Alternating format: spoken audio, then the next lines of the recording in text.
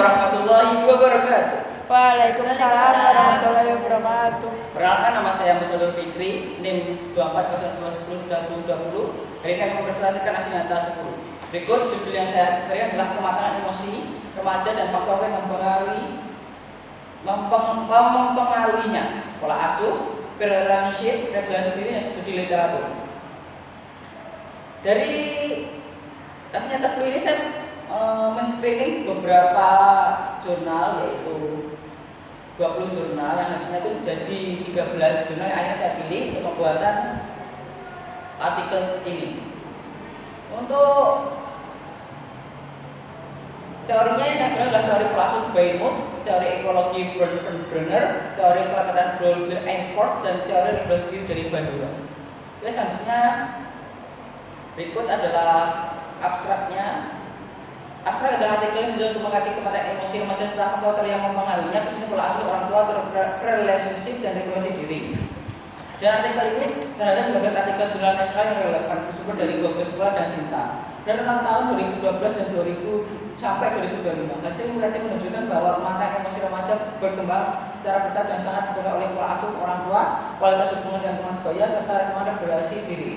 Pola asuh demokratis maupun otoritatif terbukti mendorong perkembangan pematangan emosi yang lebih baik karena memberikan keahlian sekaligus batas yang terarah bagi remaja.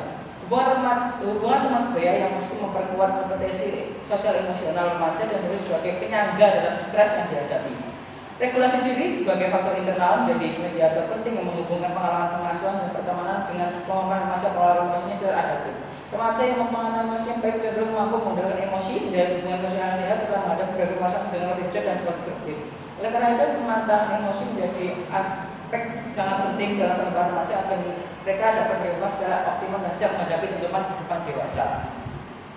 Berikut isinya adalah dari hasil penelitian saya mendapatkan beberapa subtema, yaitu satu, konsep dan karakter pematangan emosi dari masa remaja, tema pertama. Subtema kedua, pengaruh pola asuh orang tua terhadap pematangan emosi remaja. Subtema ketiga, pengaruh relationship terhadap pematangan emosi remaja. Dan yang terakhir adalah peran regulasi diri dalam pematangan emosi remaja. Untuk kesimpulannya, berdasarkan hasil kajian yang telah diuraikan, dapat disimpulkan bahwa pematangan emosi remaja merupakan aspek perkembangan psikologis yang multidimensional dan dipengaruhi oleh integrasi antara tiga faktor utama, yaitu pola asuh orang tua, relationship, dan regulasi diri. Pola asuh yang sangat hangat, responsif, dan ekonomi terbukti memberikan fondasi yang kuat bagi remaja dalam membangun kemampuan mengolah emosi secara sehat, sementara pola asuh yang terlalu keras dan atau permisif cenderung menghambat proses tersebut. Relationship yang berkualitas memberikan arena sosial bagi remaja untuk melatih keterampilan emosional dan memperoleh dukungan dalam menghadapi tekanan, sedangkan relasi yang negatif seperti penolakan atau perundungan dapat menghambat perkembangan pematangan emosi. Regulasi diri berperan sebagai media antara menghubungkan pengaruh faktor eksternal dan kemampuan remaja oleh emosi secara mandiri dan adaptif. Teman ini membuat relevansi teori Bowditch, Brenner, bahasa Inggris, Bloomberg, Ainsworth, dan Bandura dalam memahami perkembangan pematangan emosi remaja secara terintegritas. Implementasi praktis kajian ini menekan perlu pendekatan komprehensif yang melibatkan warga, sekolah, dan masyarakat dalam mendukung perkembangan pematangan emosi remaja. Keterangan kajian ini terhadap pedagang spiritual yang tidak menghasilkan data yang terus baru dari lapangan. Penelitian menjadi jalan menggunakan desa longitudinal yang mengacu tiga faktor secara simultan serta memperdalam pengaruh budaya lokal dan media digital dalam kehidupan remaja masa kini. Baik, itu adalah aksi nyata 10 saya. Selanjutnya akan ke aksi nyata 11.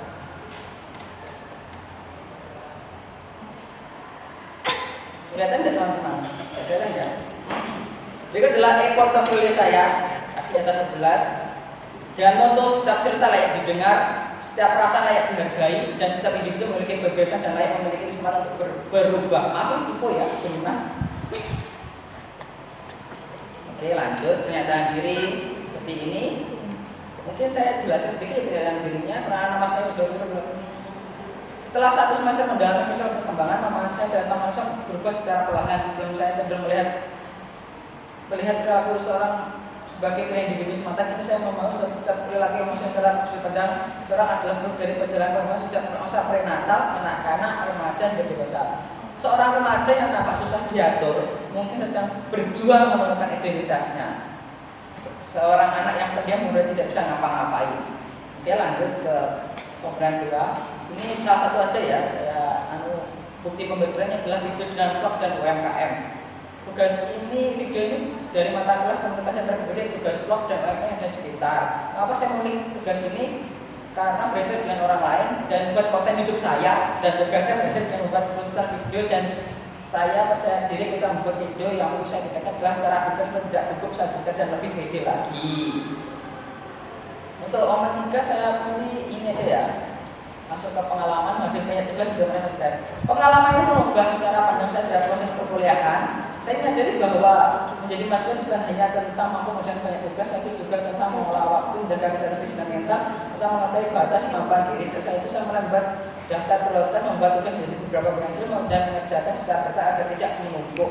Meskipun beban tugas tetap banyak, saya menjadi tetap tenang dan menghadapi dan memahami bahwa kemampuan mengatur diri merupakan keterampilan yang sangat penting dalam pencapaian akademik. Walaupun kadang kita sudah berusaha mengerjakan tugas yang banyak namun belum dapat nilai A, tidak bisa menyalahkan orang lain. Namun mungkin kita layak dapat nilainya amin. Berikut adalah mana ya teman-teman, ini bedanya rada aneh. Ini sudah peta pengalaman saya. Terus ini rencana, terus konseling. Terima kasih Pak karena kamu telah berani dan mau bicara dengan saya. Saya tahu menceritakan apa yang sedang dirasakan pada orang lain bukanlah hal yang mudah dan sulit. Mungkin ada rasa takut, ragu, dan khawatir tidak akan dipahami dan tidak bisa luaskan. Karena itu saya sangat menghargai keberanianmu untuk datang menceritakan bagian saya hidup dan cerita pada saya. Saya yakin kamu adalah orang hebat. Sejak memilih menjadi mahasiswa branding konseling, saya belajar bahwa menjadi konselor bukan tentang menjadi orang yang lebih paling benar, paling tahu, namun yang semakin lagi bahwa setiap manusia memiliki cerita yang unik, lucu, membingungkan, dan tidak bisa disimpulkan dengan apa yang dilihat. Karena itulah saya ingin menjadi seorang yang mampu mendengar dengan sungguh-sungguh, bukan sekedar memberikan jawaban, tapi sebagai konselor tidak menjanjikan bahwa masalah yang kamu ceritakan pada saya akan langsung selesai ketika kamu keluar dari ruangan.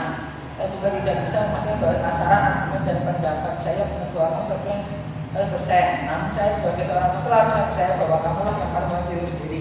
Dia terbaik akan lahir dari sadar dan keyakinan. Saya pikir itu saja dari saya, kurang lebihnya berikut. Saya sudah selesai menyelesaikan asing atas 10 dan 11. Jika ada perkataan yang kurang berkenan dan tipu, mohon maaf. Wassalamualaikum warahmatullahi wabarakatuh. Waalaikumsalam warahmatullahi wabarakatuh.